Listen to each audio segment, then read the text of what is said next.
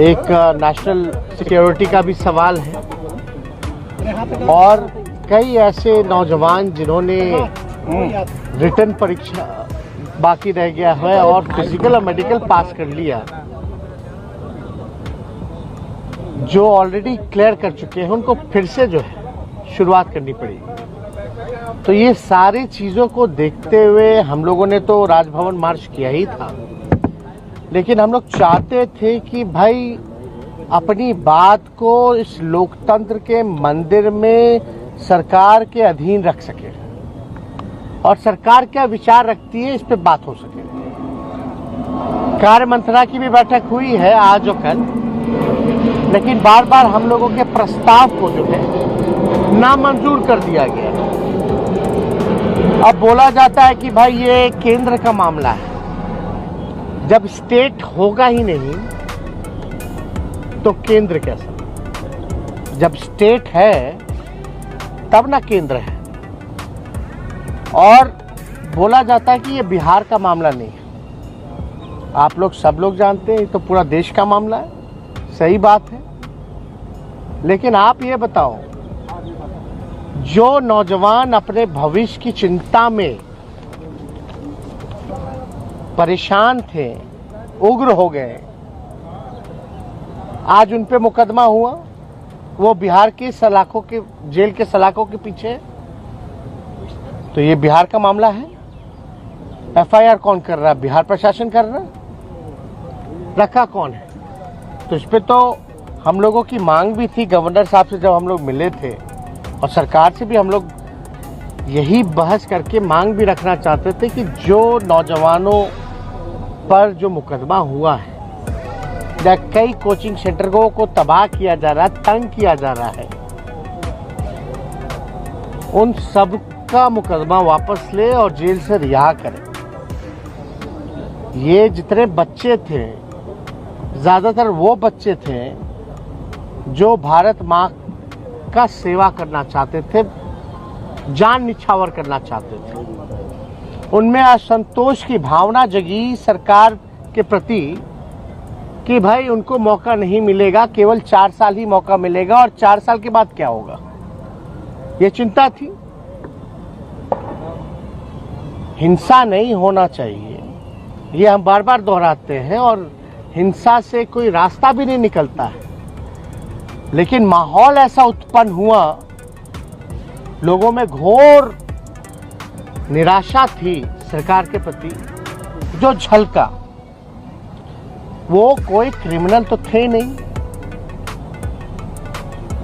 कोई habitual criminal तो नहीं थे जो हो इतनी कड़ा सजा दी जाए जिसमें बेल भी ना हो पाए। तो वो आखिर उस नौजवानों का भविष्य क्या होगा? वो किनके बच्चे हैं?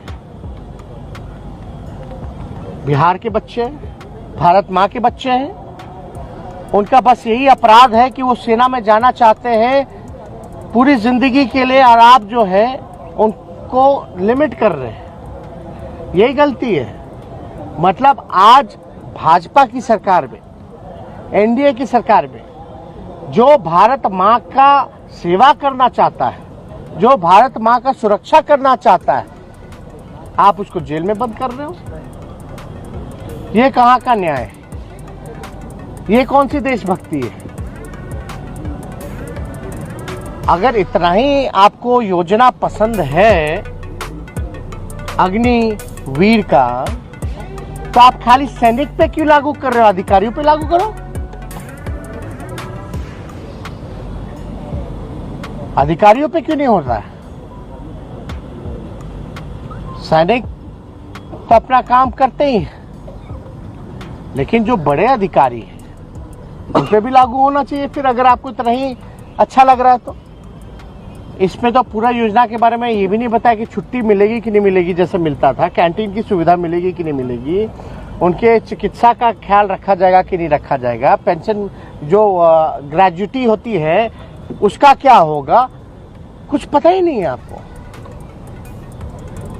तो इसलिए ये मसला था, गंभीर मसला था, और हम लोगों को उम्मीद थी कि स्पीकर साहब जो है विपक्ष के लोगों को भी संरक्षण देंगे, क्योंकि स्पीकर जो होता है किसी दल का नहीं होता जब आसन पे बैठ जाता है तो, और उसको जो है पक्ष और विपक्ष दोनों को मौका देना चाहिए, साथ लेकर के चलना चाहिए। और हम लोग तो चाहते हैं हाउस चले, सारे सरकार के बिजनेस जितने हैं सब लोग कई बार हम लोगों ने पास कराया है, कर भी रहे। हर बिजनेस में हर चीज में पार्टिसिपेट करना, लेकिन जब मामला नौजवानों का है और लाखों लोगों का है, छात्रों का भविष्य के साथ खिलवाड़ हो रहा है, तो हम चुप कैसे रहे?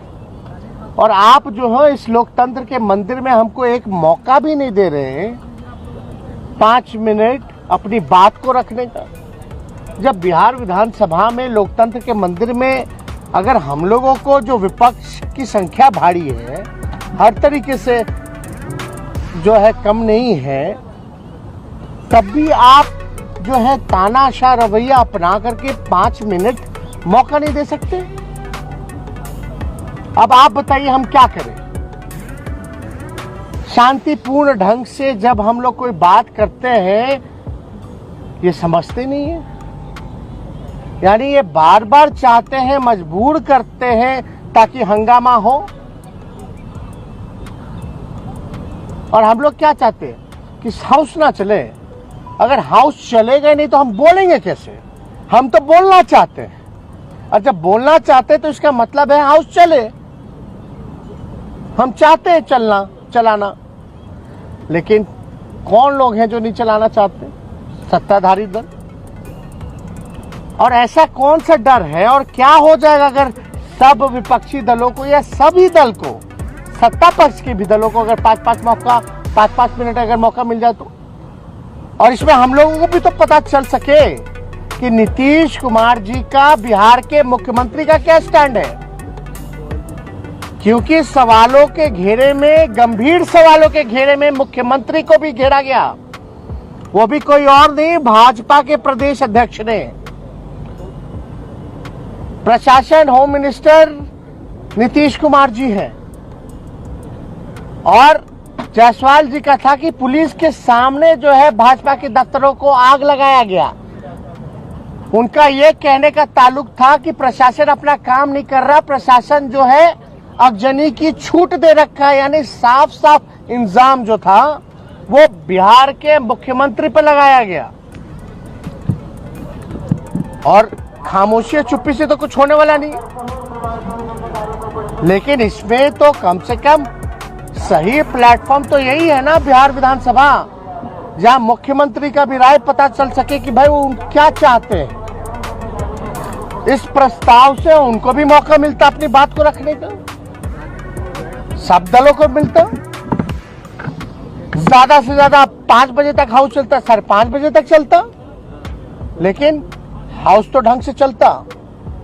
तो हम लोगों को लगता अब अविश्वास जो आसन के प्रति हम लोगों का बनता जा रहा है, ऐसा नहीं होना चाहिए। लेकिन हम लोग मजबूर हैं। अविश्वास जब हम लोगों के मन में हो रहा है तो हम लोग ही नहीं पैदा कर रहे, बल्कि आसन को जो करना चाहिए वो नहीं कर पा रहे। साथ लेकर के चलना, मौका देना एक तरफा होता है, ब्लंटली होता है। प्रस्ताव देने से पहले ही खारिज कर दिया जाता है, प्री माइंडेड होते हैं। तो इसलिए हम लोगों की बात को तो सुना नहीं गया। तो हम लोगों ने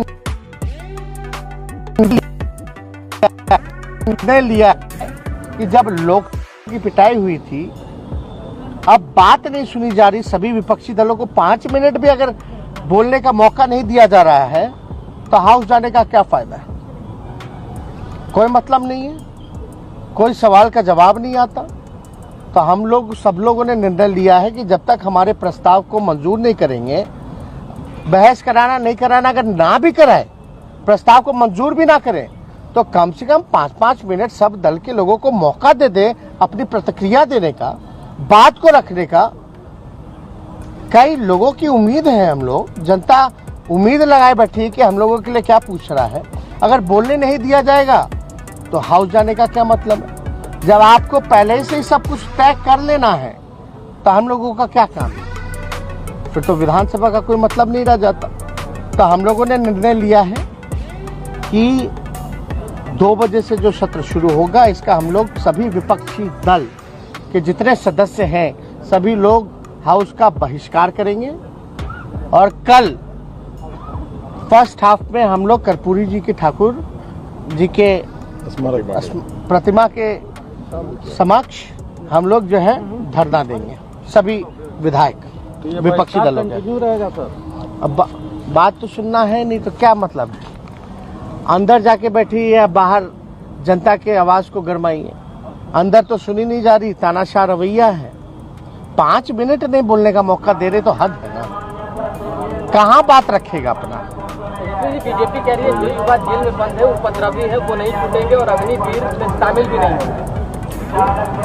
कौन बोल रहा है? बीजेपी के हरिकिशन ठाकुर बचौल ने कहा। संजय, अरे भैया, आप लोग जिन जिन लोग का इंटरव्यू लेते हैं, ऐसे ऐसे मंत्रियों का इंटरव्यू लेते हैं कि उस स्कीम का नाम भी नहीं जानते।